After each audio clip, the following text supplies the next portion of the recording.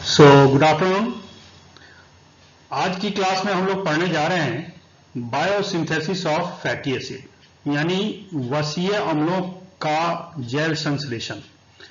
तो इससे पहले हमने फैटी एसिड क्या है ये पढ़ लिया है। हमने फैटी एसिड का जो बीटा ऑक्सीडेशन होता है वो पढ़ लिया है आपके सिलेबस के हिसाब से। अब हम सैचुरेटेड फैटी एसिड का जो बायोसिंथेसिस होता है हम उसकी बात करेंगे। We are going to study the biosynthesis of saturated acid fatty acid only. हम दूसरे अनसैचुरेटेड फैटी एसिड की बात नहीं करेंगे, हम सिर्फ सैचुरेटेड फैटी एसिड की बात करेंगे जिसके जैव संश्लेषण की प्रक्रिया को हम यहां पढ़ने जा रहे हैं। तो फैटी एसिड सिंथेसिस को हम लिपोजेनेसिस ही बोलते हैं। ये ग्लूकोज जो होता है इसके लिए प्राइमरी सबस्ट्रेट प्रोवाइड करता है। कैसे होता है देखेंगे। मानव में क्या होता है कि कुछ एडिपोज टिश्यूज होते हैं, यानी कुछ ऐसे उत्तक होते हैं जिसमें वसा जमी होती है, और वसा के जमाव का एक दूसरा स्थान होता है लीवर। ठीक है, एडिपोज टिश्यूज में भी फैट होते हैं, लेकिन लीवर का जो फैट होता है उसका मोबिलाइजेशन जो होता है ज्यादा कम होता है।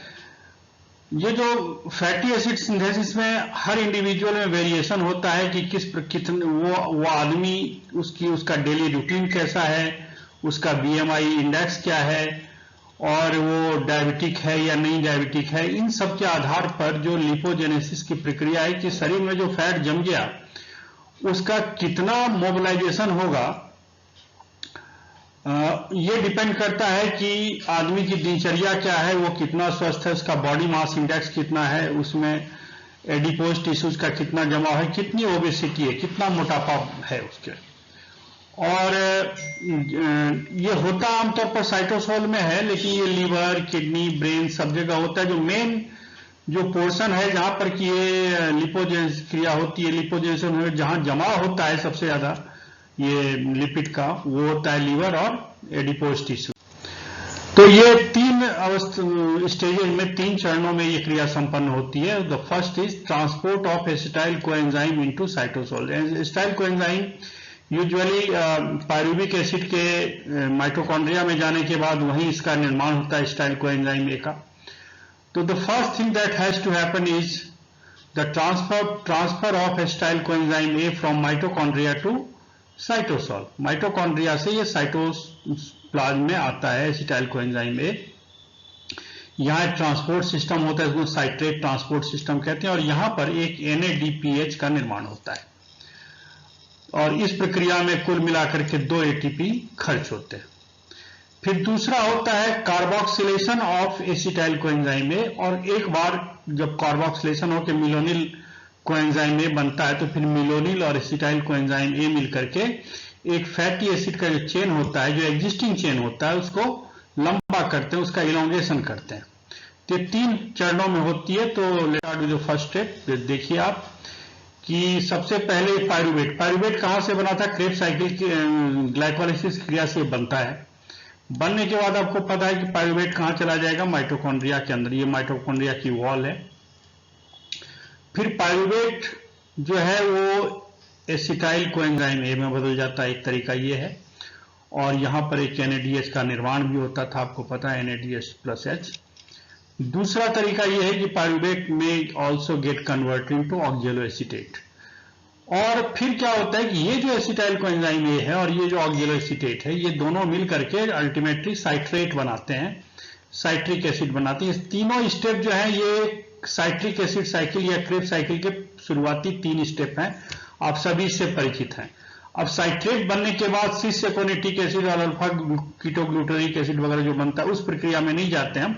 या हो क्या रहा है कि citrate is simply getting transferred from mitochondria to cytoplasm. मतलब ये जो साइट्रेट बना था साइट्रिक एसिड साइकिल में, ये माइटोकॉन्ड्रिया से निकल करके साइटोसोल में आ गया। और यहां आने के बाद क्या होता है कि साइट्रेट लाइज नाम का जो एंजाइम है ये क्या करेगा, इसको एसिटाइल कोएंजाइम ए में कन्वर्ट कर देगा, और फिर ये ऑक्जेलोएसिटेट में फिर से बदल जाएगा। मतलब ये जो क्रिया यहां हुई थी ना, ये जो क्रिया हुई थी, इसी क्रिया का रिवर्सल यहां पर हो रहा है। ठीक है। फिर क्या होता है कि oxaloacetate gets converted to malate, malate gets converted to pyruvate, and in this entire process 1 NADPH is gained. लेकिन इस प्रक्रिया में जैसे कि आपको पता है कि एक एटीपी यहां लग जाता है, एक एटीपी और लग जाता है, तो एटीपी खर्च होता है इस प्रक्रिया में। इसके बाद हम देखते हैं कि जो एक बार ये एसिटाइल कोएंजाइम ए जब साइटोसोल में आ जाता है, फिर उसके बाद वो एक कंपाउंड बनाता है जिसको हम कहते हैं malonyl coenzyme A. Malonyl coenzyme A is basically acetyl coenzyme A with an extra carboxylic group. तो देखिए ये जो होता है ये बायोटीन नाम का एक विटामिन है, इसके साथ जो एक एंजाइम जुड़ा होता है, तो बायोटीन की बड़ी मुख्य भूमिका होती है। This is part of vitamin B. तो ये एंजाइम सबसे पहले क्या होता है कि एक सोडियम बाइकार्बोनेट या कोई भी कार्बोनेट अणु है, ये कार्बोनेट हाइड्रोजन का कोई कार्बोनेट है और ये एटीपी के साथ जुड़ता है। फिर क्या करता है कि बायोटीन प्लस एंजाइम के साथ ये अपना कार्बोक्सिल ग्रुप को इसमें जोड़ देता है और यहां से एक फॉस्फेट और एडीपी फ्री हो जाते हैं, एटीपी, ठीक है। फिर उसके बाद एसिटाइल कोएंजाइम के साथ ये पूरा कॉम्प्लेक्स लगता है, enzyme plus biotin plus carboxyl group. और देखिए कि ये एसिटाइल कोएंजाइम ए है जिसमें ये वाला एक एक्स्ट्रा कार्बोक्सिल ग्रुप लग गया, and now this compound is malonyl coenzyme A. यहां पर जो एंजाइम काम कर रहा है that is acetyl coenzyme A carboxylase. ये प्रक्रिया इतनी सिंपल नहीं होती। बेसिकली ये प्रक्रिया होने के लिए क्या होता है, एक मल्टी एंजाइम कॉम्प्लेक्स होता है, इसमें कई यूनिट होते हैं, जिसमें बायोटीन होता है, बायोटीन कार्बोक्सिलेज होता है, बायोटीन कार्बोक्सिल कैरियर प्रोटीन होता है, ट्रांस कार्बाइलेज होता है। ये सारी की सारी जो प्रोटीन कॉम्प्लेक्स के जो पार्ट हैं ये मिलाकर के इस प्रक्रिया को अंजाम देते हैं। So this acetyl coenzyme A got converted into malonyl coenzyme A. अब देखिए कि एक ये 2 कार्बन वाला, बल्कि ये 3 कार्बन वाला कंपाउंड ये है और ये 2 कार्बन वाला कंपाउंड ये है। अगले स्टेप में हम क्या देखेंगे, दोनों का कंडेंसेशन होता है, दोनों एक दूसरे से मिल जाते हैं और फिर इसके क्या होता है कि कुल मिलाकर के फिर एक, अभी ये जैसे 3 यहां है 2 यहां है, तो 5 कार्बन है। अब ये आगे चल के हम देखेंगे कि 5 के बजाय क्या होगा कि 3 और 2 कार्बन वाले कंपाउंड्स का निर्माण होगा। मतलब कैसे, किस प्रकार से जो फैटी एसिड चेन है उसका इलोंगेशन होता है, उसकी लंबाई कैसे बढ़ाई जाती है, तो ये हम देखेंगे। अगला जो स्टेप जो काम में लेते हैं उसमें एक विशेष प्रकार का मल्टी एंजाइम पॉलीपेप्टाइड कॉम्प्लेक्स होता है जिसको हम एसाइल करियर प्रोटीन कहते हैं। और एसाइल करियर प्रोटीन जो होता है मल्टी एंजाइम कॉम्प्लेक्स के साथ जुड़ा होता है, इसकी एफिशिएंसी बहुत ज्यादा होती है। और ये जो सारे एंजाइम कॉम्प्लेक्स हैं पूरा का पूरा जो है उसका मैं आपको अभी डायग्राम बताऊंगा। ये सारा का ये डायमर होता है। डायमर मतलब इसके जैसे द्विलक होते हैं, एक लक होता है, बहुलक होता है, द्विलक होता है। तो मैं डायग्राम ही दिखा दूं तो आपको चीजें ज्यादा समझ में आएगी। This is the complex of ACP protein. ये फैटी, इसको हम fatty acid synthase multi enzyme complex भी कहते हैं। देखिए fatty acid synthase multi enzyme complex, इसमें देखिए कि कुल मिलाकर के एक तो एसीपी है, एसाइल करियर प्रोटीन है, उसके साथ कितने एंजाइम है, 1 2 3 4 5 6 7, ठीक है।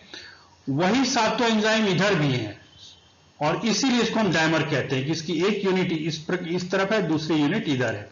इसमें है क्या क्या, कीटो एसाइल सिंथेटेज है, एसिटाइल ट्रांस एसाइलेज है, मिलोनिल ट्रांस एसाइलेज है, हाइड्राटेज है, इनोइल रिडक्टेज है, कीटो एसाइल रिडक्टेज है, क्या कहते हैं ये एसाइल करियर प्रोटीन है, थायोएस्ट्रेज है। इसके साथ इसके एक एंड पर 4 फॉस्फोपेंटेथिडीन लगा हुआ है, दूसरी तरफ एक सिस्टीन लगा हुआ है और इन दोनों के साथ एक एक सल्फा हाइड्रिल ग्रुप लगे हुए हैं। जो दूसरा इसका जो दूसरा यूनिट होती है इस डायमर की, इस डीलक की जो दूसरी यूनिट होती है, इसकी संरचना बिल्कुल समान है। सिर्फ होता यह है कि ये उल्टा होता है।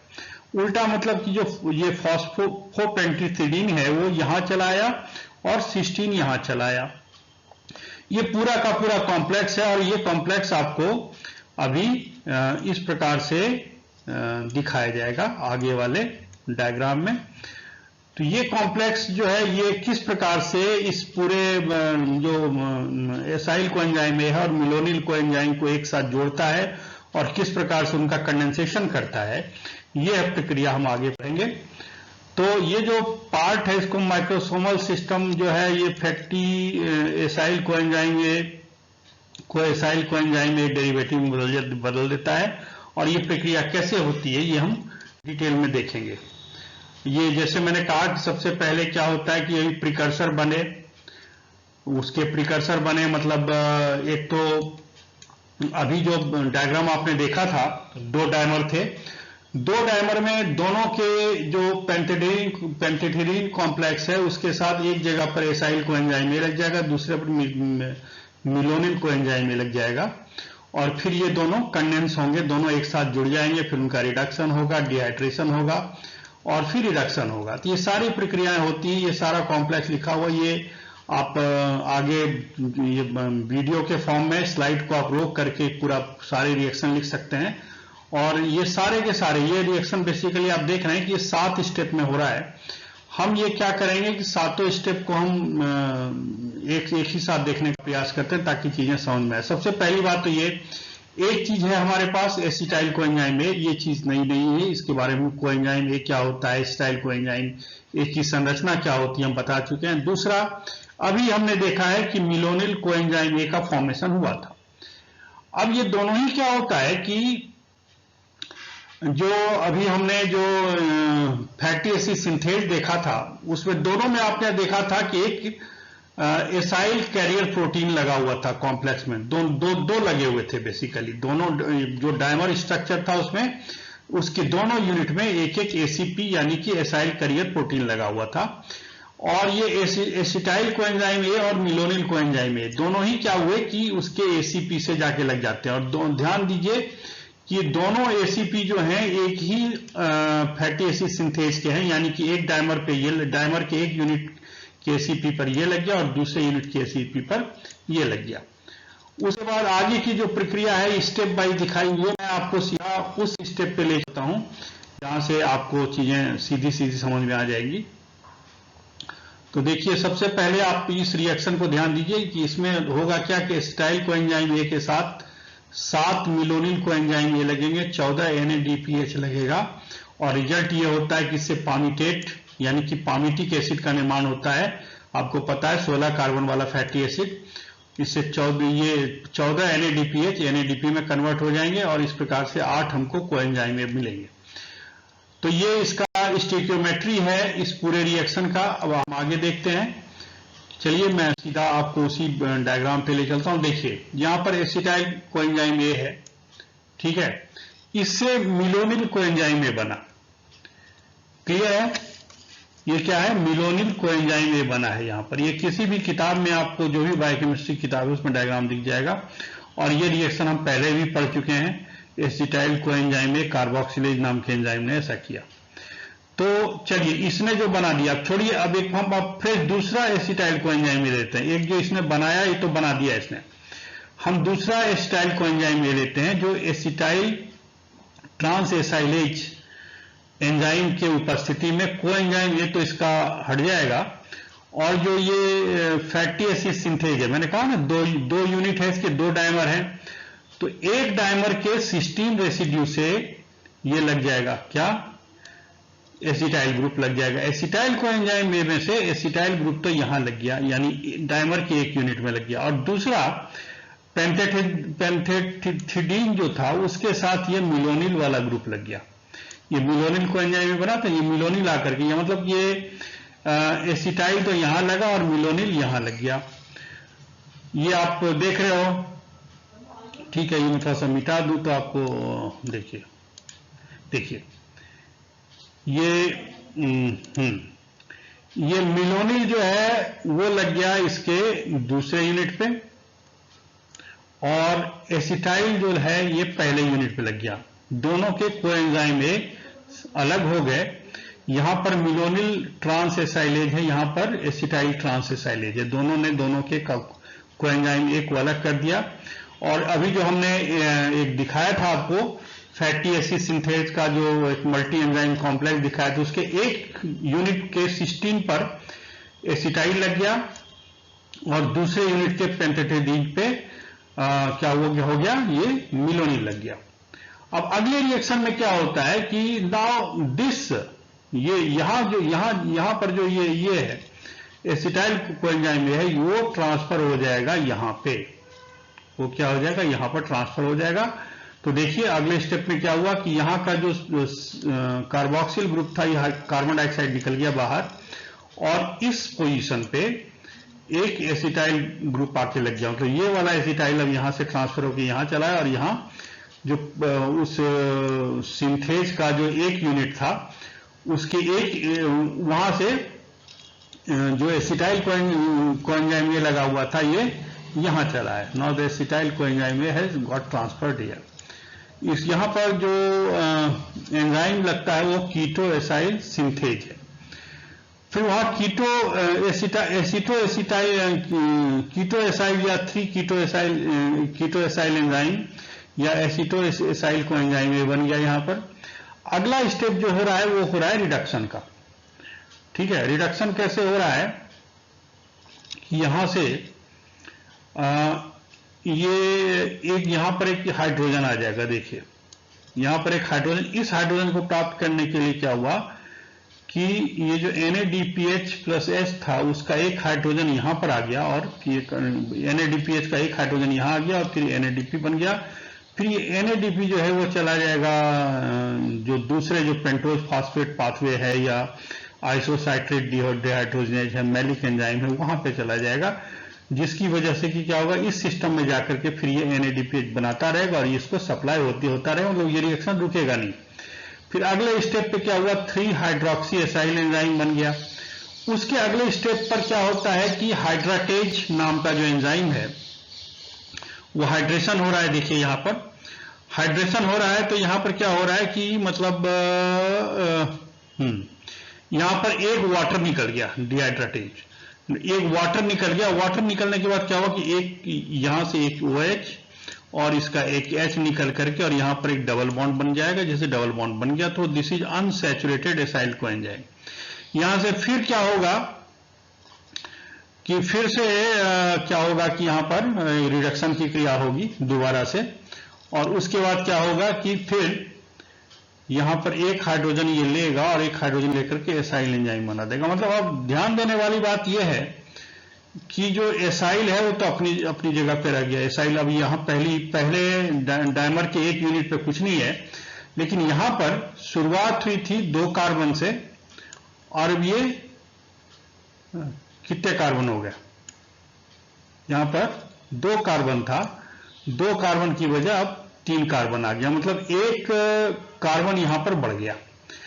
अब ये प्रक्रिया जो है ये फिर यहां से निकल करके, जैसे कि एरो से बताया गया, ये प्रक्रिया निकल करके फिर स्टेप 2 पे चला जाएगा, और 2 से 5 वाला स्टेप जो है कम अगर 7 बार रिपीट हो जाएगा तो आपको पता है कि शुरुआत इसकी हुई है 2 कार्बन से, 7 बार रिपीट होगा तो 14 कार्बन इसमें और जुड़ जाएंगे, मतलब 2 कार्बन इसमें और जुड़े थे, 14 कार्बन और जुड़ जाएंगे, और क्या हो जाएगा पामीटेट बन जाएगा, पामीटेट कोएंजाइम में बन जाएगा, और फिर ये पामीटेट कोएंजाइम में फिर किसी एंजाइम जो है उसका कोएंजाइम ए निकल जाएगा, और ये फिर पामिटिक एसिड, मतलब ये शुरुआत होती है कि एक एसिटाइल कोएंजाइम में जुड़ता गया, और उसके बाद क्या क्या हुआ कि हर बार क्या हो रहा है कि यहां पर 2 CH2 यहां पर जुड़ रहा है। शुरुआत होती है 1 CH2 से, यहां पर हर बार जितनी बार ये 2 से 5 तक आएगा हर बार 2 CH2 जुड़ रहा है। तो इस प्रकार से आप देखते हो कि यहाँ ये प्रक्रिया फिर वही जो 7 स्टेज जो अभी हमने आपको बताया उसका सबका रिएक्शन यहाँ पर दिया हुआ है कि एसिटाइल कोएंजाइम से पहले मिलोनिल कोएंजाइम बन गया, फिर एसिटाइल कोएंजाइम, तो उसके बाद ये पहला तो लोडिंग का हुआ, फिर एसिटाइल कोएंजाइम एक फैटी एसिड सिंथेज के एक एसीपी पे लग जाएगा, मिलोनिल दूसरे पे लग जाएगा, फिर ये दोनों का कंडेंसेशन होकर एसिटाइल एसिटोएसिटाइल एसीपी बन जाएगा, और फिर आगे हाइड्रोक्सी ब्यूटाइल एसीपी बन जाएगा, फिर प्रोटनाइल एसीपी बन जाएगा, फिर ब्यूटाइल एसीपी। इस प्रकार से आप देखिए कि हर बार जितनी साइकिल चलेगी, हर बार क्या होगा कि ये प्रक्रिया के जरिए कि हर बार दो जो कार्बन है वो एसिटिक एसिड के चेन में जुड़ता चला जाएगा, और जो पामिटेट होता है उसका जो फेट होता है, ये देखिए यहाँ पे लिखा हुआ है, मेरे ख्याल से इसे जानने के लिए। और ये जैसे मैंने आपको पहले ही बताया था, एसिटाइल कोएंजाइम में एक लगेगा, 7 मिलोनिल कोएंजाइम में लगेंगे।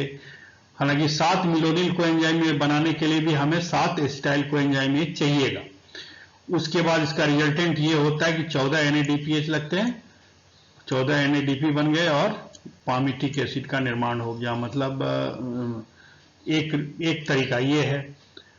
दूसरा, मिलोनिल बनाने के लिए जैसे मैंने कहा 7 एसिटाइल कोएंजाइम में लगेंगे। तो कहने का मतलब ये है कि जो ओवरऑल सिंथेसिस है कि एसिटाइल कोएंजाइम ए में 7 ATP लगेगा, 14 NADPH लगेंगे, इससे 14 NADP बन जाएगा और पामिटेट बन जाएगा।